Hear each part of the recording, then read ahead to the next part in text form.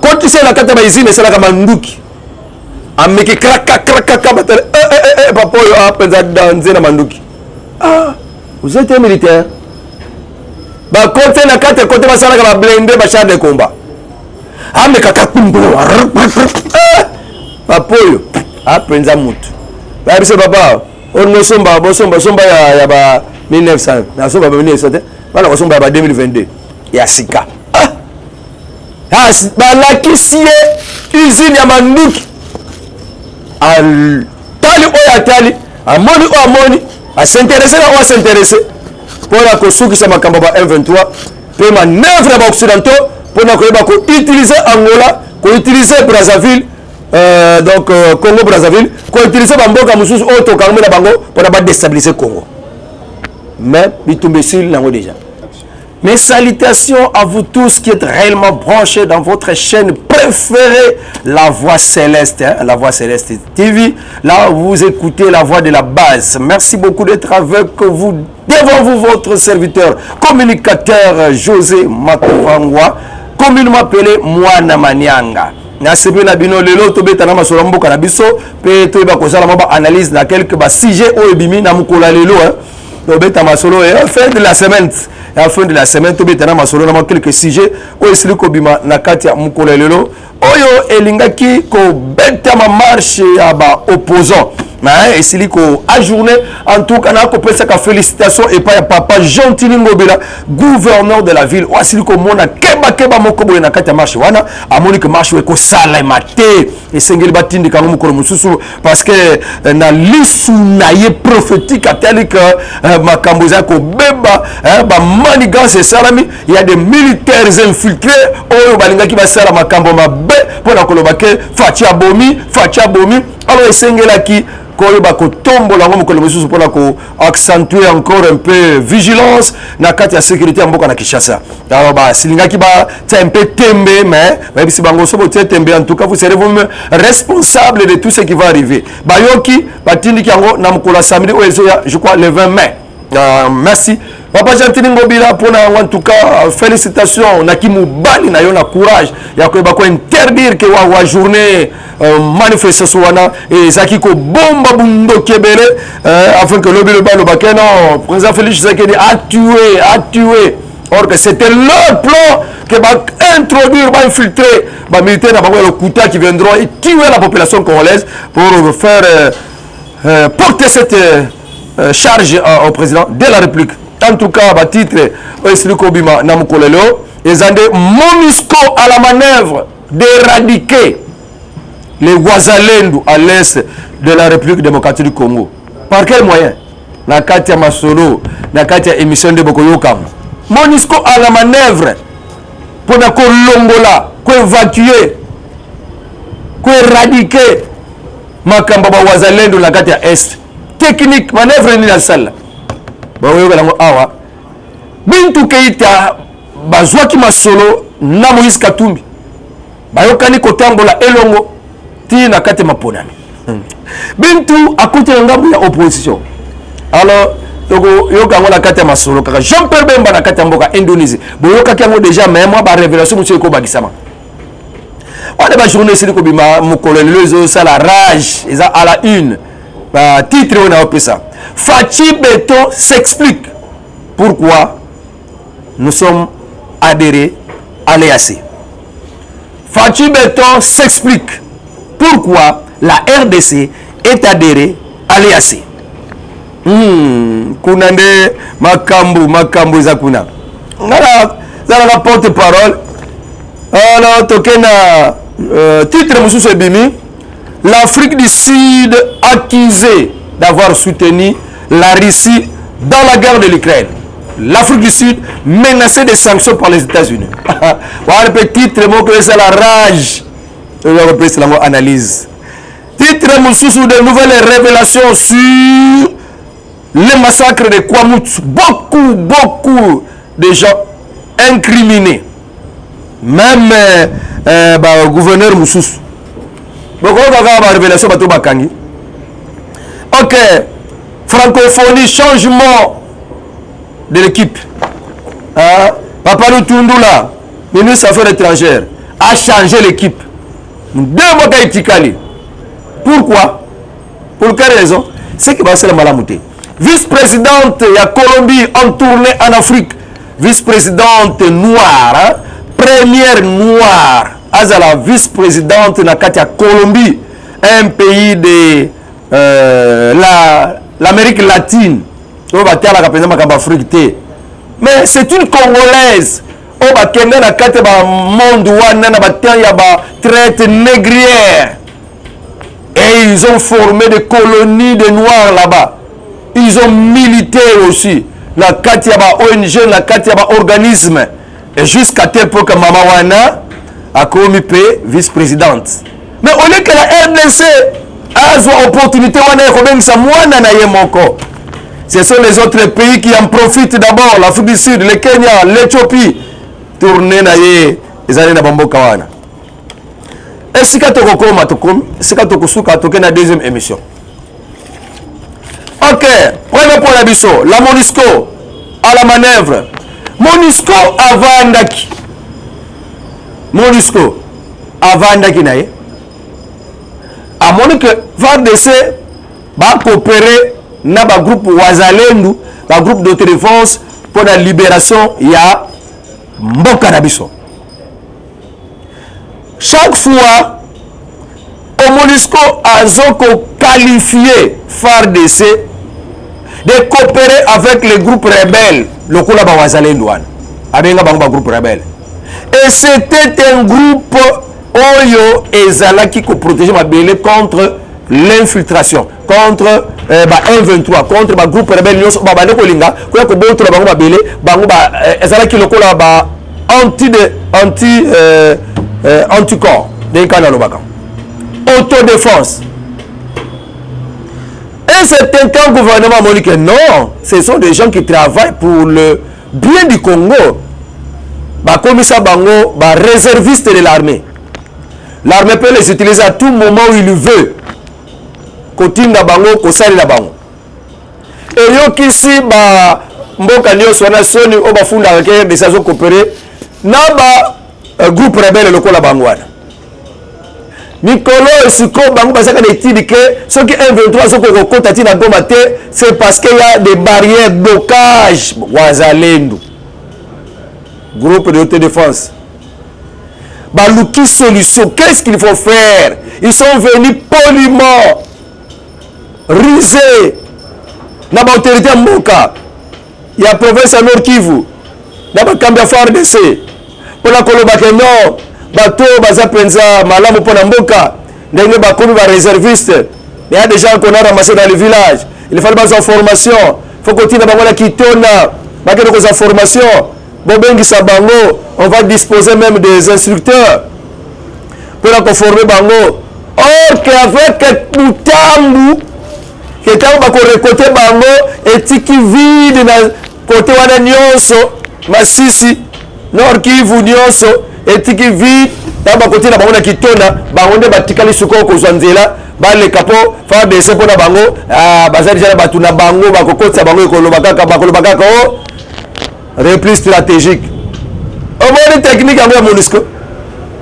Yango to ko la musa MONUSCO, n'essayez jamais de faire ça, n'essayez pas nani FARDC ba autorité mboka, n'essayez jamais de faire ça. Bon longo la ba Wazalendo na kata ba terrain, ce n'est pas encore le temps, ce qu'on peut savoir formation, il y a encore la guerre.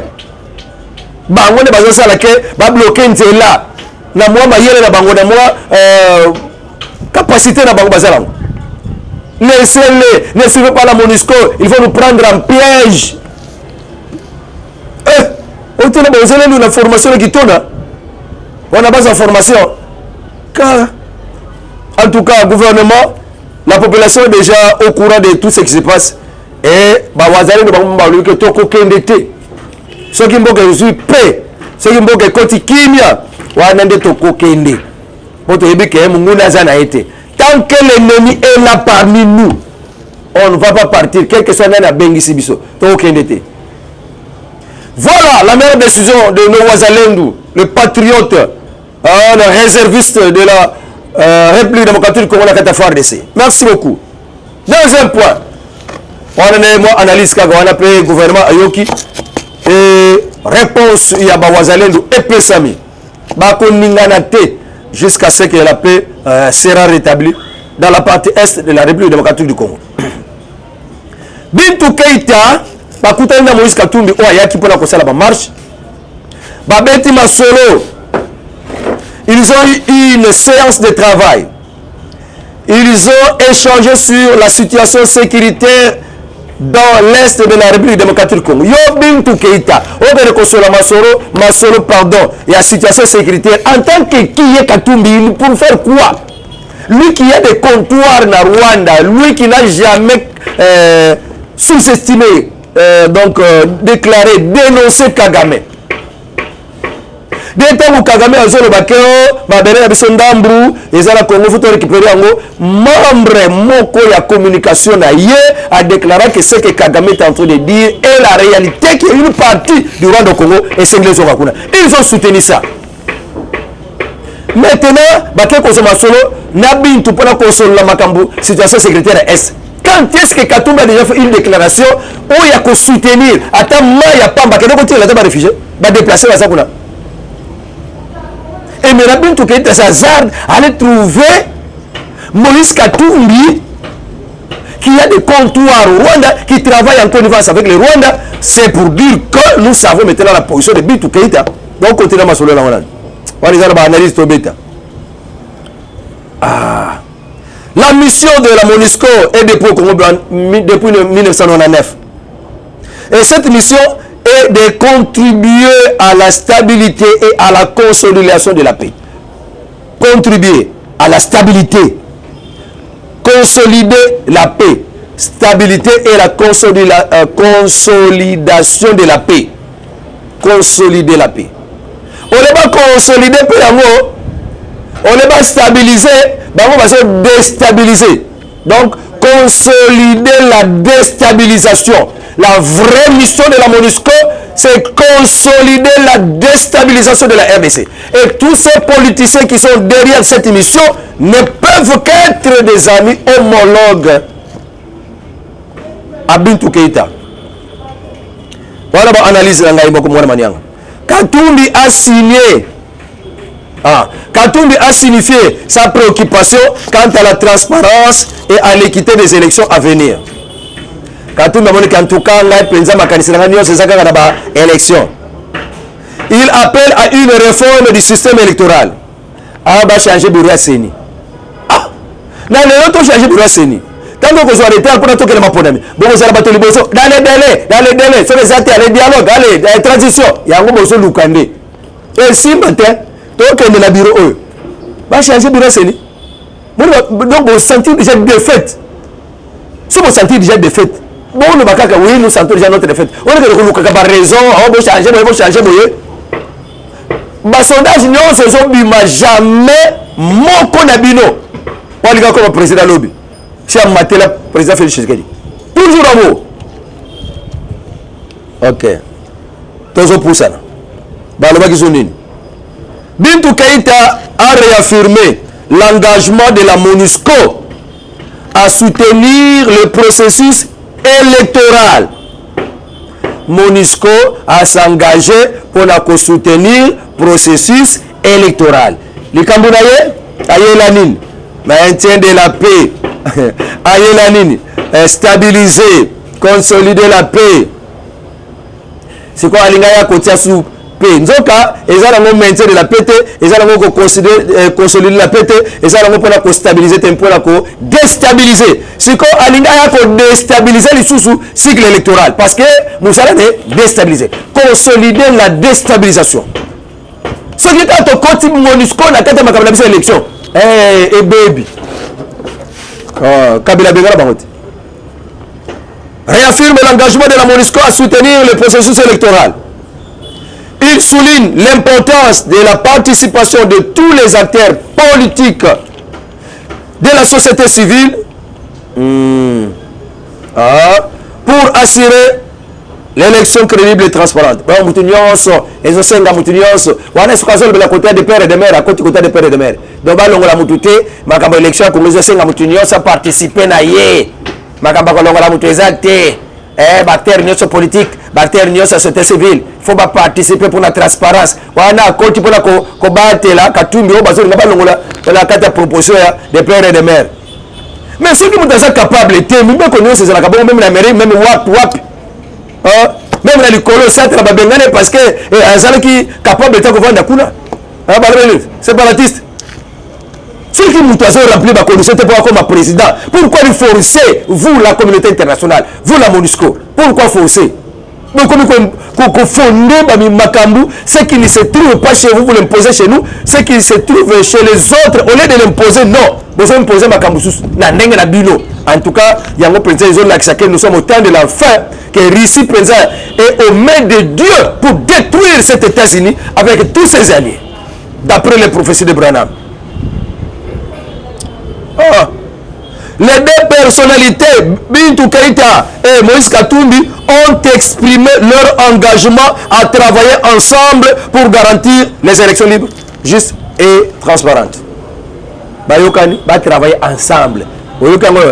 Bayokani va travailler ensemble. C'est pour dire que le gouvernement congolais, président de la République, Bintou Keïta a opposante. MONUSCO ne mobimba baza la katia ba opposa baza donc to kobenga bango que regroupement des opposants donc bango baza regroupement lokola ba lamuka lokola regroupement ensemble et za la katia ba opposants. On ne peut pas prendre Bintou Keïta comme quelqu'un qui veut mettre la stabilité au pays, non, il est du côté de l'opposition parce qu'il va s'engager, va travailler ensemble avec Moïse Katumbi, chef de file de l'opposition. Et briller Batou, oh non, ce n'est pas ça, ce n'est pas ça. Et Katumbi est d'accord pour changer Biro Seni. Mais il y a Azoro Baye Bintou Keïta, va travailler ensemble na Katumbi. Il y a changer Biro Seni. Pour la bac dialogue, pour la Batou na Bango Bakota. En tout cas, Papa Fatih Betombi Loko Yoko Simba Nangote. Et Simba Bintou Keïta est de l'opposition. Il a vraiment prouvé sa position dès aujourd'hui. Ils se sont dit que va travailler ensemble. So ba yokani batambula kanzela mokote. So ba yokani batambula kanzela mokote. Le ba yokani. Ba yokani ba s'engager pour kotambula kanzela moko. Tiki na ba élection. C'est que Bintou Keïta avec tout son équipe, son regroupement, la MONUSCO sont dans l'opposition. Ils n'ont rien à voir à nous dicter. Biso tozala ngambu ya pouvoir. Union sacrée. Un autre point à l'ordre du jour, Jean-Pierre Bemba, à Seribobembo na Katia, Indonésie. Une nouvelle étape pour la coopération en matière de défense. Jean-Pierre Bemba, en mission officielle en Indonésie depuis le 11 mai 2023 pour renforcer la coopération bilatérale entre les deux pays dans le domaine de la défense et de la sécurité. Il était reçu par son homologue, Brabo Subianto, ministre de la Défense à Indonésie. La visite de Jean-Pierre Bemba a été marquée par la signature d'une lettre d'intention entre les deux pays. Boki Sangoya journal et Sirikobima. Quand tu sais la carte de c'est la Kamanduki. Ameki kraka batal papa yo apenza danser na manduki. Ah, vous êtes un militaire. Ba côté na carte côté ba sala ka blender ba char de combat. Ame kaka kumbo. Papa yo apenza mutu. Ba bise papa, on no somba ya ba 1900. Na somba ba 1900. Bala ko somba ba 2022. Ya sika. Ah, ba la kisie usine ya manduki. Tali oya tali amoni s'intéresser là on s'intéresser pour la kosuki sa makamba ba M23 pe manœuvre ba occidentaux pour na ko utiliser Angola ko utiliser Brazzaville donc Congo Brazzaville ko utiliser bamboka mususu auto kango na bango pour na ba déstabiliser Congo mais bitumbe sil nango déjà bon koti bunganga ya makasi ya likolo ti bokeko komisa batu ngombe na Congo central po baboma batu na babomela batu na kati ya Bandundu 20 personnes esali ngombe 20 personnes esali 20 militaires basali ngombe basangani basali ngombe na butu ba militaire ba kosala misala ndenge ba kosala ba kata mitu mais na moyo a ngombe. Quel haut niveau ya science ba côté munganga pour la côté kamboka ba côté ba science likolo pour la kaka kwa mvuter mboka ote kama ba diviser mboka o ba séparer ba esprit ya batu ba mvuter ba esprit ya batu ba ira mokonza mboka mais Dieu reste Dieu et il a prouvé carrément que il est le créateur de tous et de tout. Bon on a des elongo zango de mboka tata kimbang nzambe azo atelemi pe azo sala mboka za ba congolais bitumba ezaki makasi mais tozwi elongo wana assurance nazwi o bayebisi ngai na bato mpe batambolaka mpona makambo ya Congo balalaka te mpona makambo ya Congo bayebisi nga mwana manyanga bitumba eza kolongama oyo ozomona wana eza nango lokola nioka babeti akufi mokili ezoninga na mai mvula ebeti potopoto wana boyomona bamai eza nani mais bitumba eza deja kolongama. Le Congo reste congolais. Manœuvre Zaki Makas. Mais Dieu est au contrôle. Ok. Merci beaucoup. Pour l'assurance, on va préciser. Mboka ya mfumu kimbangu. Ekotika la kozala ko kaba mate po batu mususu. Ekotika la ya ba congolais. Depuis des temps, ba mindele ba ya kosala ko exploiter ba mboka na biso ya Congo. Bana 1900 ceux qui 82 ceux qui 442 kuti badate na bosani oyo ba découvrir embouchure du fleuve Congo ba dégoka wana pour la première fois ils ont rencontré un peuple voilà côté à Boma Vivi royaume Congo qui était gouverné par Zingankuvu yango ezana clan moko babengaka clan Kinzinga. Quand il y a pouvoir, quand il détient le pouvoir, quand il y a Bokonzi, Mazinga Matona. Et depuis ce temps, il y avait un peuple qui avait son Dieu, qui avait la façon de vivre. Bazalaki là-bas plutôt modernité, mais jamais les tétanos, jamais les sida, jamais les malades de l'Union Sotoyo Kalelo. Ils avaient des plantes qui les traitaient directement. Mais les Blancs ont effacé l'histoire. Les écrits sont partis. Les grands-pères sont partis avec leur histoire, leur connaissance. Aujourd'hui, la RDC ne se retrouve plus. Donc, on compte sur la médecine moderne. Trop de caprices. La dose est cocatée. Médicaments poisonnés. Depuis ce temps, na bakala kalawana na ba 1800 bakabola ndelo na 1885. Moko Congo bat bakabola ba mboka oyo France ozi oyo Portugal ozi oyo. Mais mboka na biso ya Congo mboka moko te mutu azwango. Ekende na maboko papa moko boye un anglais azalaki roi na kati ya Belgique Léopold II.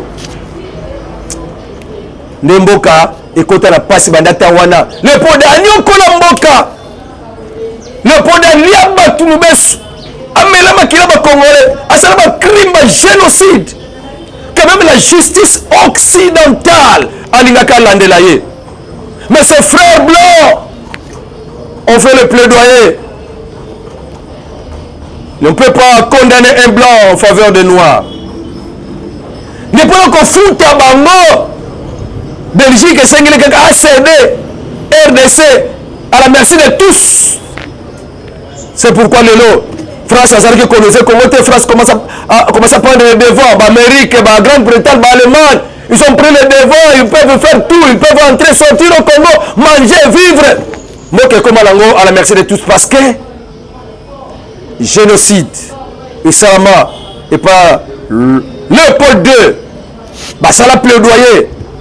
Il n'y avait rien à conflit à Bango. Kabila Bango, Belgique, ils ont gagné. En tout cas, Papa Fatih Beto, Asili qu'on s'expliquait. Il y a un besoin de Papa Fatih Beto le pays de la RDC a été déjà vendu pour longtemps. Manœuvre les Alaraki, il faut exterminer les Congolais. Va remplacer sur le peuple Tutsi. Dans le Bill Clinton a tiré le plan confirmé par Obama qui avait un papa néotique. Président Félix Tshisekedi a expliqué pour aller à côté de la carte EAC. Les Sikato Roussouk là. la émission de Bossoyo. Notre adhésion à l'EAC était une demande de la population congolaise qui vit dans la partie est du pays, où s'exercent d'intenses activités commerciales pour faciliter le commerce transfrontalier et faire bénéficier à nos compatriotes les avantages de la libre-échange, de la libre circulation de biens et personnes. Vous voyez qui a bandé l'explication. Et ça qui n'a pas demandé à Bango Bandi comme vendre à Kuna ou à Messala au Tambo dans les pays frontaliers ou dans les pays frontaliers où ils ont la carte EAC. Rwanda, Burundi, Uganda, Kenya, na Soudan.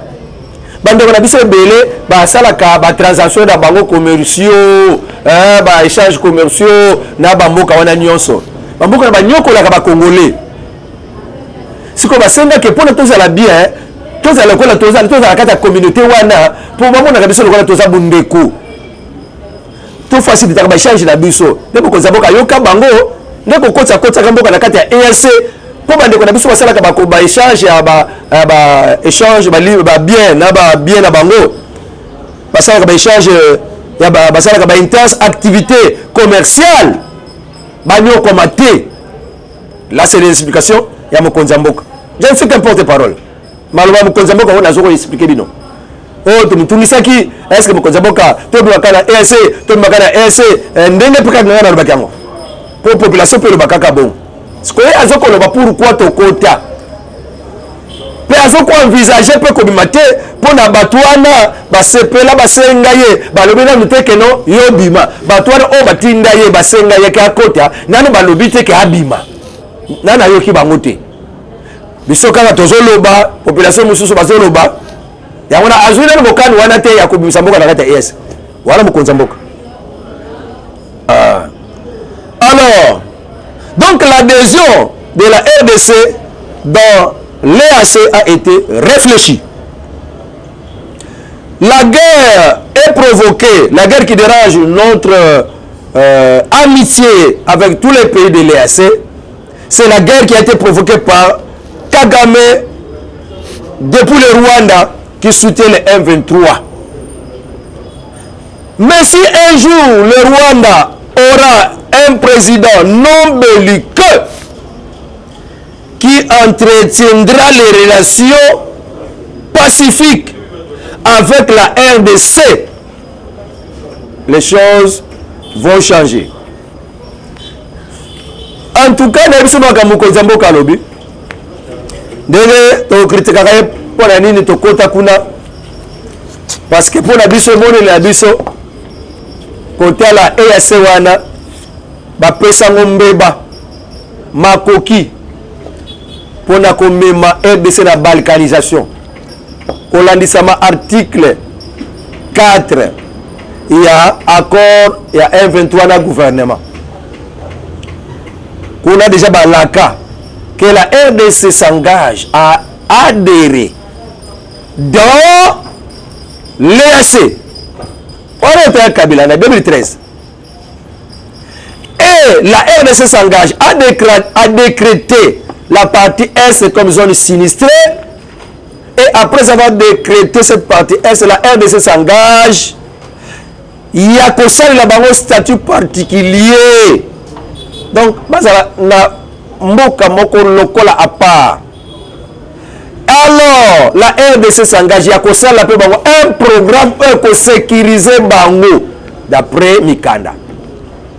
Yango d'après Mikanda wana to komona kake oh te et asengo nzokaza boye nous devons wana après tant que déclarer mboka wana isa zone sinistrée après basali bango statut particulier après bapesi bango un programme ko bâtiment ko pour ba sécuriser bango. C'est ça la force régionale. Vous konzamboka timbili bango siko comprendre que pour biso la kala to bango ba biso ke eloko pour na ko bebisa gouvernement yoka ina été mais lelo siko konzamboka lobi ke il faut mabima na fait ya jouer na suka mandat na bango to ko bakisa bango sur mandaté parce que ba komi ko coopérer elongo na M23 lelo de moko moni yango komona so ki lelo ye moko lobi ke na moni kaka ke bako bima mais to ko bima na luté pour bato ba yebisa ke ngai ke to kota balobi na yote donc na envisager nanu kobima ya RDC na kati ya EACT toti ke kaka tangu to lobaki nanu liboso no tobima na kati ya non force régionale e contacté ba mona kila ntema kambi biso to bando mona mais suko ba moni ngoni e comme suko ke tobima babima force ne bima po ba moni po amoni po ba gouvernement pe moni ba comprendre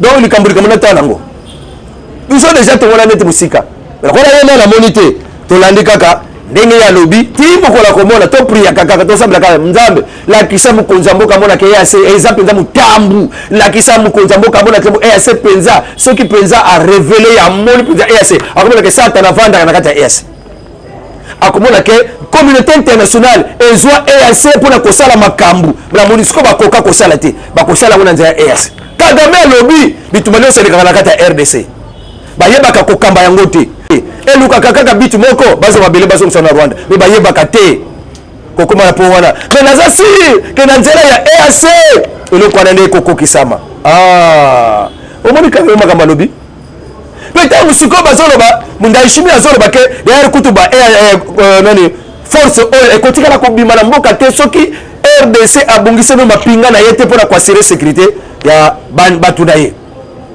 kuna ministre ya Kenya ya affaires étrangères kuna na kati Amérique ont déclaré que nous ne sortirons pas de la RDC kino RDC va trouver solution amiable na ba M23 biloko na nyonso tozo tali na toyezimile est-ce que comme une communauté ya Afrique de l'Est na nzela ya nani armée la bangwana force régionale est-ce que bakondi bakobima kona bisa maloba ndaishimie na maloba ministre affaires étrangères est-ce que kobima kaya mposa malebe boy to manduki ko bet to telela to zimele ni surcolo ya lus parce que bela ko bela bango e kozala matata bato ba fibi déjà minéré ba yoke déjà lokito ya sono ya minéré ya kotimla minéré ba ugande ba ko tana machine timla ba minéré bimisa ko malebe na ebite sadek so ko ba ko bamba na basasi kuna antula to komela suka ko suki sala po wana ya papa Fachi Beto le lenga s'explique ndenge mboka et kota la kati ya EAC preso ko envisager na yete ko bimisa RDC la kati ya EAC mais du moins de force régionale de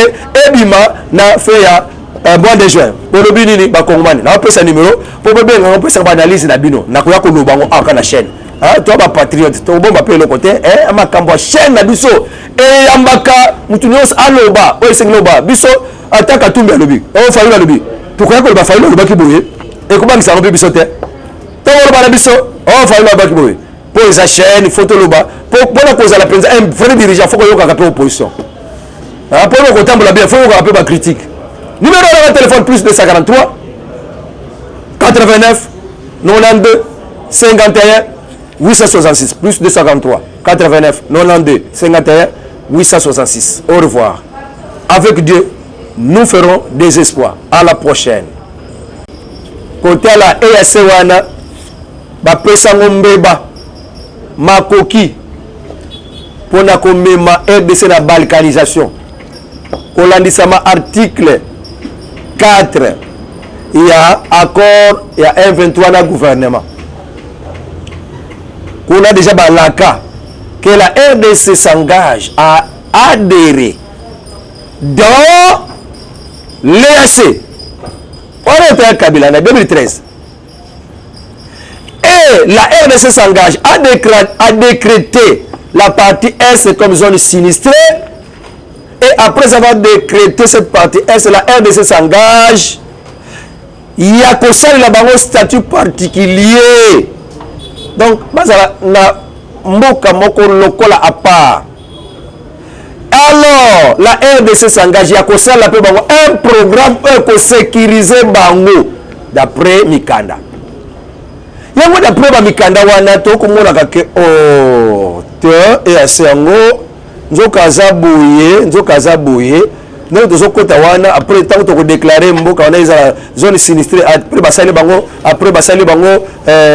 statut particulier après bapesi bango un programme ko batu moko pour ba sécuriser bango c'est ça la force régionale mukonza boka timbili bango suka comprendre que pour biso la kala to bana ba biso que eloko pour na ko bebisa gouvernement yoka ina été mais lelo suka mukonza boka lobi que il faut bima na fait ya jouer la souka mandat na bango to ko bakisa bango so mandaté parce que bakomi ko coopérer elongo na M23 lelo de moko amoni yango komona soki pe lelo ye moko alobi ke namoni kaka ke bakobima mais tokobima nanu te mpo bato bayebisaki ngai ke tokota balobi nanu te donc na envisage nanu kobima ya RDC na kati ya EACT totikei kaka ntango tolobaki nanu liboso non tobima na kati ya non force régionale ekota te bayemonaki nanu te makambo biso tobandomona mais sikoyo bamoni ngoni ekomi sikoyo ke tobima babima force on ebima mpo bamoni mpo amoni mpo bagouvernement mpe emoni bacomprendre donc likambo na tala nango biso déjà tomona neti mosika lokola ye nde namoni te tolandi kaka ndenge ya lobi ti mokola komona topriaka kaka tosambela kaka nzambe lakisa mokonzi ya mboka mona ke EAC eza mpenza motambu lakisa mokonzi ya mboka mona ke EAC mpenza soki mpenza arevele ya moni mpenza EAC akomona ke satana avandaka na kati ya EAC akomona ke communauté internationale ezwa EAC mpona kosala makambo na monisco bakoka kosala te bakosala ngo na nzela ya EAC Kagame alobi bitumba nyonso elekaka na kati ya RDC bayebaka kokamba yango te elukaka kaka bitu moko bazo mabele bazongisa na Rwanda me bayebaka te kokoma na po wana me naza siri ke na nzela ya EAC eloko wana nde kokokisama omoni Kagame makambo alobi pe ntango sikoyo bazoloba Ndayishimiye azoloba ke yaya kutu ba nani force oyo ekotikala kobima na mboka te soki RDC abongiseno mapinga na ye te mpona koassurer sécurité ya bato na ye kuna ministre ya Kenya ya affaires étrangères kuna na kati Amérique azo déclaré que nous ne sortirons pas de la RDC kino RDC ba trouver solution amiable te na ba M23 biloko wana nyonso tozotalela toyezimela est-ce que communauté ya Afrique de l'Est na nzela ya nani armée la bango wana force régionale wana est-ce que bakondi bakobima kolandisa maloba Ndayishimiye na maloba ministre affaires étrangères est-ce que kobima kaya mposa malembe boy to mandike kobeta to telela to zimele ni surkolo ya lis parce que bena kobima bango ekozala matata bato ba fibi déjà minéré ba yoke déjà lokito ya esengo ya minéré ya kotimla minéré ba ugande ba okota na machine etimla ba minéré bimisa kwa malembe na ebite sadek so ba bamba na masasi kuna tantola to komela suka ko suki sala po wana ya papa Fachi Beto le lenga s'expliquer ndenge mboka et kota la kati ya EAC preso ko envisager na yete ko bimisa RDC la kati ya EAC mais du moins de force régionale nde ebima na fe ya mois de juin bolobi nini ba kongomani na pesa numéro po bebe nga pesa ba analyse na bino na koya ko lobango aka na chaîne toi ba patriote to bomba pe le côté makambo chaîne na biso et ambaka mutu nyos aloba o esengloba biso ataka tumbi alobi o fayu alobi pourquoi ko ba fayu aloba ki boye et comment ça robe biso te to oloba na biso o fayu aloba ki boye po eza chaîne photo loba po bona ko za la penza un vrai dirigeant faut ko yoka ka pe opposition po ko tambola bien faut ko pa critique numéro de téléphone plus 243 89 92 51 866 plus 243 89 92 51 866. Au revoir. Avec Dieu, nous ferons des espoirs. À la prochaine.